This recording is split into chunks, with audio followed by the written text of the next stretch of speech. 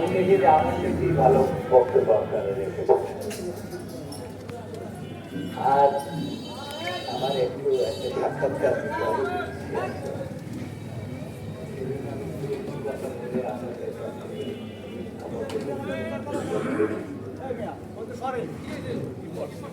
এখানে অনেক বক্তব্য আছেন যারা বক্তব্য রাখবেন, বক্তব্য শুনবেন। রবি ট্রেনিং দিয়ে এসেছেন, তার বক্তব্য না শুনে কেউ যাবেন না। আমি আপনাদের এতক্ষণ খুব মনোযোগ দিয়ে বক্তব্য শুনছি। ভাটামারার নেতৃবৃন্দ যে বক্তব্য দিয়েছেন, ওখানে মানুষ আমাকে দেখতে চায়।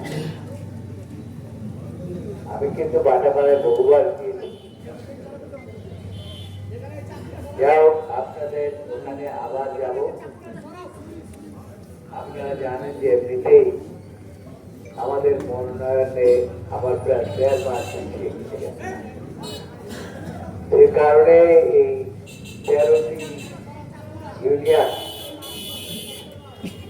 সবগুলো বাবুগঞ্জে সবগুলো ইউনিয়নে বিরাট, তারা প্রত্যেকটা ইউনিয়নে এক একটা রুম জমা করেছে এবং তারা খাওয়া দাওয়ার ব্যবস্থা করেছে এবং সেখানে বড় বড় করে মিলাদ শেষ হয়েছে।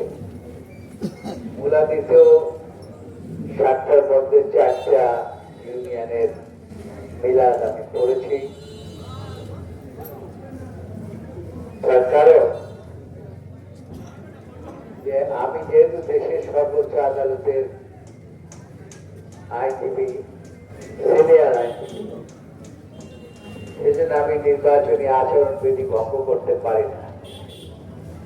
এই জন্য আমি সরাসরি ভোট চাইতেও পারি না। তারপরে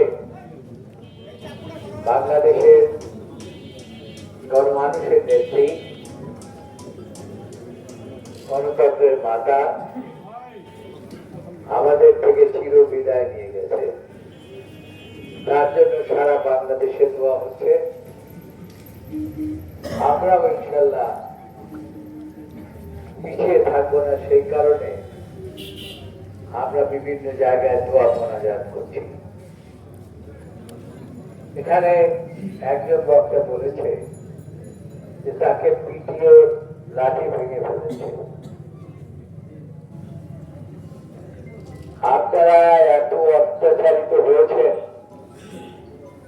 এটা আমার চাইতে বাংলাদেশের বেশি কেউ কিছু জানে না। তার কারণ সারা বাংলাদেশের মানুষ, আমি জানি আপনারা সহ কেউ বাড়িতে এই বেশি সরকারের জন্য ঘুমাইতে পারে পেরেছে। আর এত মিথ্যা মামলা, হয়রানিমূলক মামলা আমি মোকাবিলা করেছি। সেই জন্য অনেক সময় আমি বলি যে বহু এলাকায় আবার যে সমর্থনকারী আছে, তারা যদি একবার এই মুলাদিতে আসে, তাহলে এখানে যে ভোটের সংখ্যা তার থেকে বেশি হয়ে যাবে। আমি মহাসচিবকে বলেছিলাম যে আপনি আমার জায়গায় যান আর আমি আপনার জায়গায় নির্বাচন করি, আমি আপনার জায়গায় কিন্তু ভোট বেশি পাবো। কেন বেশি পাবো? তার কারণ আপনার এক জায়গায় নেতা কর্মীদের এত মামলা করেছি,